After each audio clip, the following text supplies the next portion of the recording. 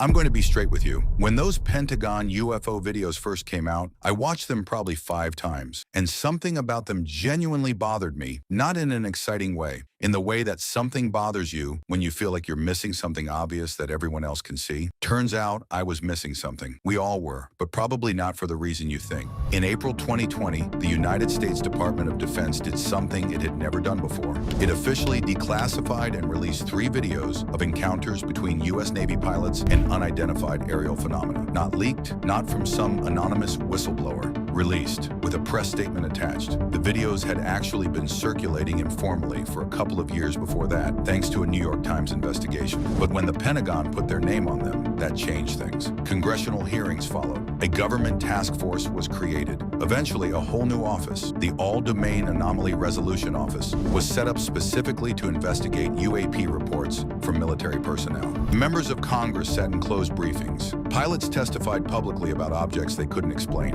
A former intelligence official claimed under oath that the U.S. government has been aware of non-human intelligence for decades. I want to be very clear about where I stand before we watch these videos together. I don't think this is a joke. I don't think the pilots who reported these encounters were lying or confused in some simple way. These are trained professionals with thousands of hours of flight time, operating sophisticated equipment, reporting anomalies through official channels. Whatever they saw, something happened. The question is, what this is the Gimbal video. Recorded in January 2015 off the U.S. East Coast by a Navy F/A-18 Super Hornet. You're watching this through a FLIR pod, a forward-looking infrared camera. This is a thermal imaging system, not a regular camera. It detects heat. Bright areas are warm, dark areas are cold. The object appears to move across the sky and then, at around the 8-second mark, rotates smoothly.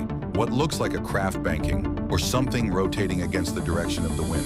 The pilot's reaction is genuine. Look at that thing. It's rotating. And here's where it gets interesting, and not in the way most coverage suggests. That rotation, that single moment is what made this video go viral. That's the moment people point to as proof that something physically impossible is happening. Let's talk about what's actually happening. This one is GOFAST. Same year, similar aircraft, similar equipment. The object appears to be moving at extraordinary speed, extremely low over the ocean. The pilots are clearly excited. You can hear it. And if you take the video at face value, something is traveling at incredible speed, just above the water, with no visible means of propulsion and no heat signature where you'd expect one. That's the story everyone told. Here's what the footage actually shows. I want to talk about 3 things that are probably words you've never thought about before, but once you understand them, you will never watch these videos the same way again.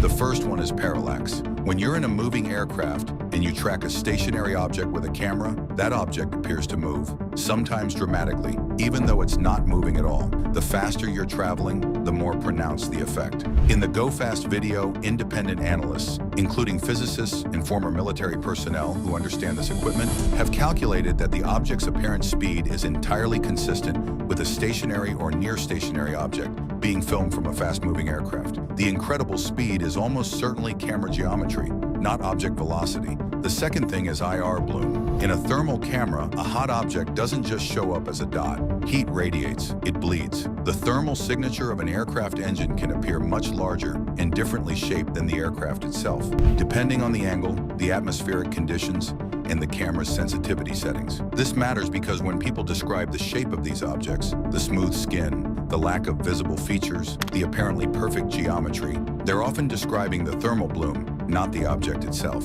The third thing, and this is the one that explains the gimbal rotation, is gimbal lock. A FLIR pod tracks its target using a gimbal, a system of rotating rings that keeps the camera pointing at the object, regardless of how the aircraft moves. When certain angles align, when the gimbal reaches the edge of its mechanical range, the entire camera housing can rotate. Not because the object is rotating, because the camera's mounting mechanism is rotating. This is called gimbal lock.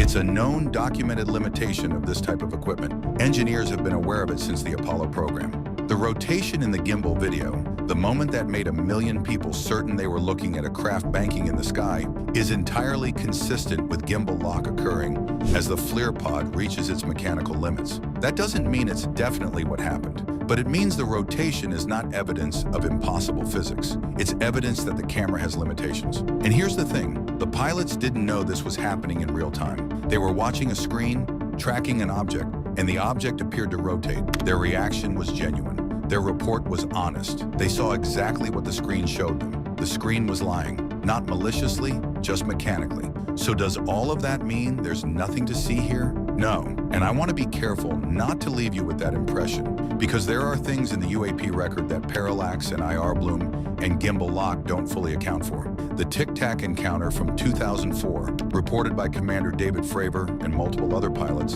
involved visual sightings, not just sensor data. Fravor described an object with no wings, no visible propulsion, no exhaust, that responded to his aircraft's movements and then accelerated away faster than anything he'd ever seen. The Tic-Tac object we engaged in 2004 was far superior to anything that we had on time, have today, or are looking to develop in the next 10 years. That report came from someone with over 2 decades of flight experience and no apparent motivation to fabricate it. Radar data from some encounters shows objects performing maneuvers that don't match any known aircraft. No detected heat signatures where you'd expect them. Altitude changes that happen in fractions of a second. Some of this can be explained by sensor artifacts and data processing errors, but not all of it, not cleanly. The gimbal video specifically was analyzed by Mick West, one of the most rigorous skeptical investigators working today. And even he acknowledged that while gimbal lock explains the rotation, the overall behavior of the object is not fully accounted for by the explanations available. That honesty matters. Good skepticism isn't the same as reflexive dismissal. There is a meaningful difference between something we can't currently explain and something that violates the laws of physics. The UAP footage sits for now in the first category. The honest answer, the one almost nobody is giving you, is that we don't know. Some of what pilots have reported may be foreign surveillance technology. Some may be atmospheric or sensor phenomena we haven't fully characterized. Some may be classified domestic programs. And a small fraction, genuinely, honestly, we don't have a good explanation for yet. None of those categories require aliens. None of them rule it out either. Here's what genuinely bothers me about this whole situation, and it has nothing to do with whether aliens are real. For decades, reporting a UAP encounter was professional suicide for a military pilot. You filed a report, someone looked at you strangely. Maybe it followed you. Career-minded people learn not to report anything they couldn't immediately explain, which means the data we have, the videos, the radar returns, the testimonials, represents only the encounters where someone decided to say something, despite the professional risk. We have no idea how many encounters went unreported. The office the DoD set up in 2022 to collect this data received over 800 reports in its first year from military personnel who had previously had no safe formal channel to report through. 800 in 1 year. That number tells you less about alien aircraft and more about how broken the previous reporting culture was. What we're actually seeing right now is the US government trying to clean up decades of stigma and build an actual data set from scratch. That's genuinely important, not because it proves anything about extraterrestrial life, but because unexplained things in restricted airspace are a national security concern,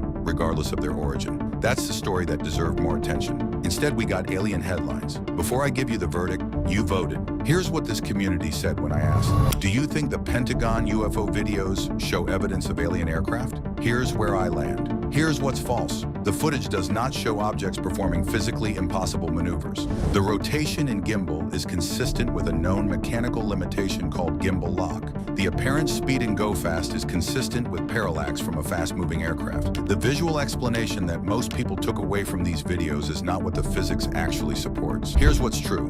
The videos are real, the encounters are real. Some of what pilots have reported, particularly radar data and visual sightings in the Tic-Tac case, doesn't have a clean conventional explanation. The people who reported these encounters were credible, experienced, and had nothing obvious to gain. Here's what's important. Whatever these objects are, the fact that the US government spent decades actively discouraging military personnel from reporting them is the actual scandal.